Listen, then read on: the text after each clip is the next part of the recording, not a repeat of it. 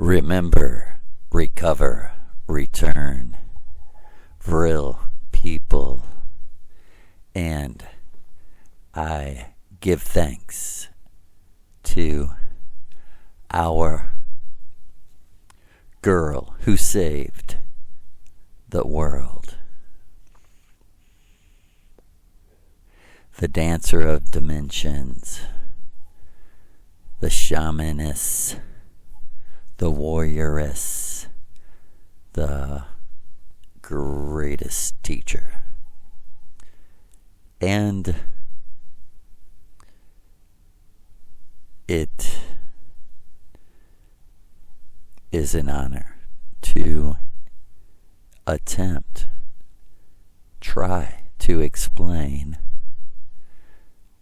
what she has explained to me about everything.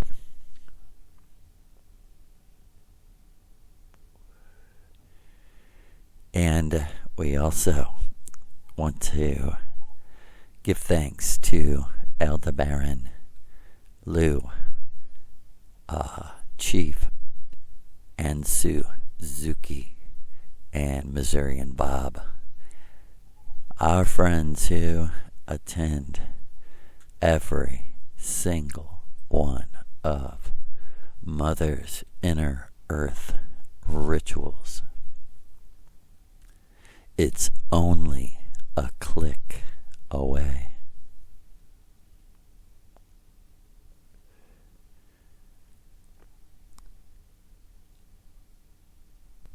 But for that click to happen,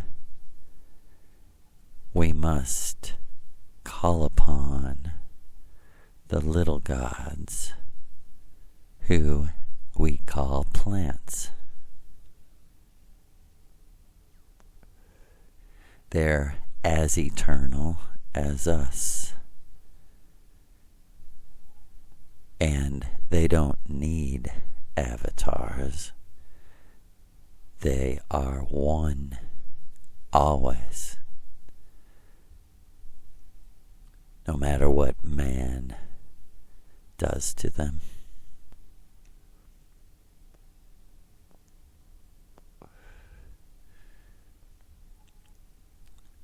Yes, thank you. Thank you, Mama Maria.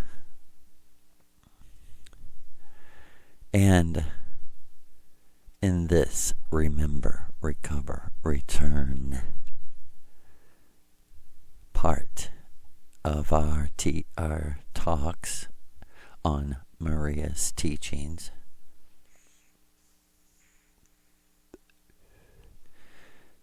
she, through the course of our rituals, kept bringing me back to dreams that she created and gave me, or she pointed out dreams my true self created and sent the avatar into his thought, memory, mind.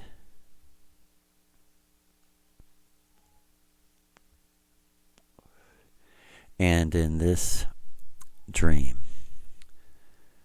I was on a flying saucer with a friend, and I'd never seen who was driving it. But it landed on a mountain overlooking a city in the valley.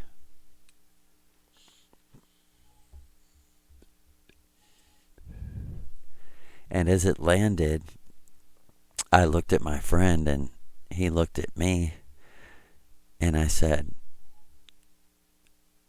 "I sure am hungry." He said, "Me too."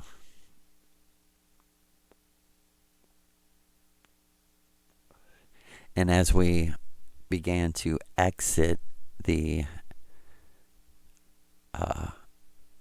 spaceship, flying saucer, typical looking, I call it Maria's flying saucer since I've seen it twice in Matrix reality. That's what it was similar to, but maybe smaller. And as we sat there looking out on this mountain without trees, really, it was a sort of desertous mountain leading down into a plush green valley. And I shouldn't say really mountain, it wasn't huge or anything, it was more of a large hill, I guess you could say. And a woman suddenly appeared, walking up to the saucer with two boxes of food, and handed them to both of us. And as we ate, we just kept saying to each other, this is the best thing I've ever eaten. What is this? And as we got out after we ate, my friend said, you won't believe this. Look at this water. And I ran over to a stream that was coming down the hill on a rocky path for the stream. And he threw the water up in there and it sparkled like energy. He said, this water is alive. This water is gold. He said, do you know what this is? This is gold water. It heals everything. Everything. You drink it, you bathe in it, everything. He said, look. And I looked and it was leading all the way down to the city. And when I looked at the city, I could not believe my eyes. Everything was made out of clear crystal. 2-story homes, buildings. There were vehicles driving around.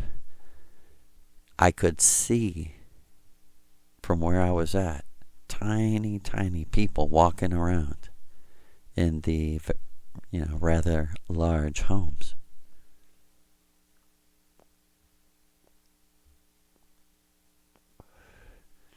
And I knew exactly what she meant. This is Venus. This is the domed city that was created for us on Venus.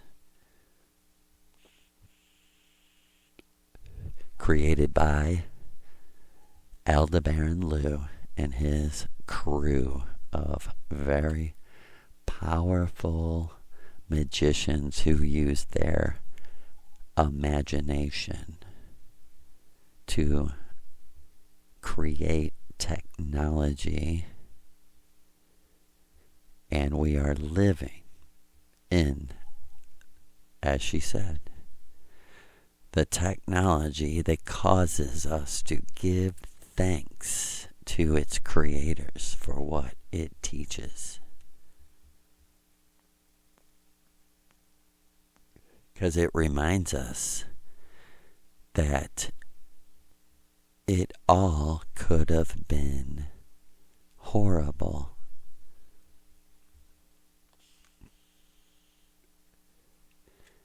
And the fight goes on.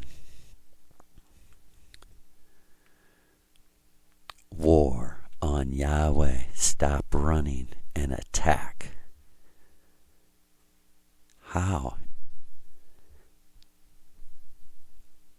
however you create your orgasm is your business and no one else's ever.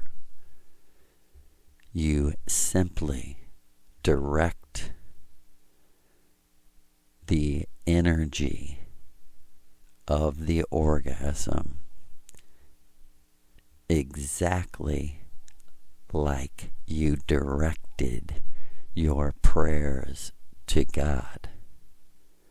If you prayed, God, in Jesus' name, protect my children, you say, orgasm, go forth and protect my children. I command you. It's impersonal energy until you personalize it. And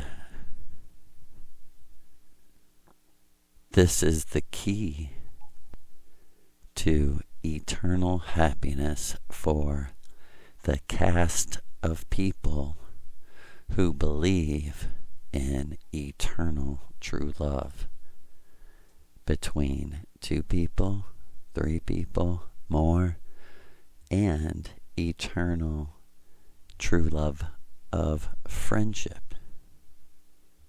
There is the eternal true love and the eternal true friend. This initiation and belief, I shouldn't say belief, this religion, set of vows and promises is clearly drawn lines on Venus, and your community, caste, class, category, whatever you want to call it here,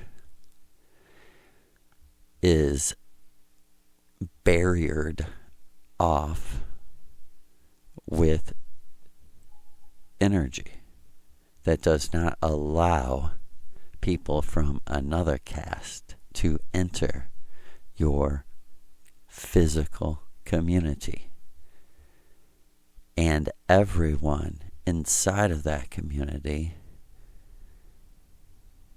vibrates at the same frequency, because the elder-bearing gods know scientifically that this breeds imagination, creativity, creation. That's what they're most interested in. I am talking about the good gods, perhaps the bad gods too. I don't know, but this is what I have been taught. They value our songs, our books, our stories, our dances, our musicals, our poetry, our everything that comes from the thought and memory of the true self. Because we've all been here existing forever. And once you enter, let me stop and say, after the Missouri River goddess revealed to me that her real name on earth was Maria Orsic, I said to her, so let me get this right. How are you talking to me right now? And she said, look. And I looked and I seen her sitting on a stone bench along a path in woods, like a park maybe, And I could see like a hill behind her. And she said, I drink my tea and I go here. And I go into my meditation. And I seen her sitting there, cross-legged, all smiling, happy. And she said, look behind me. And I looked and I seen one of the crystal houses. And I said, oh my God. And our minds met. And she said, I helped you remember in your dream. This is our home. This is where we live. This is our community. And I said to her, it's so quiet. She said, yeah, even the animals respect our meditations. She said, Joe, back home, we enter meditations for days, weeks, months, even years.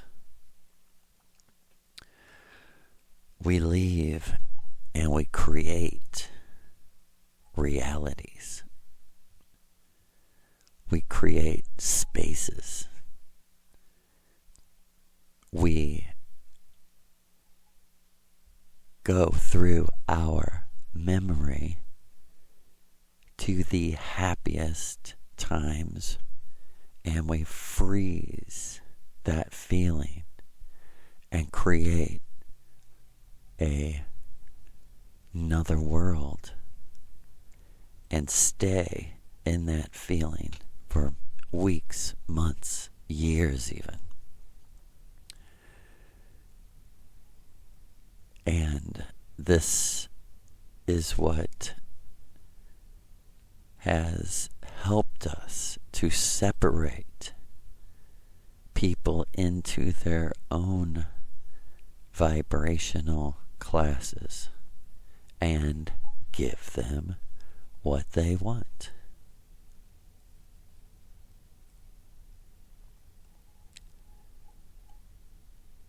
What you seen was our home on Venus, the community of the initiates of the religion of eternal true love.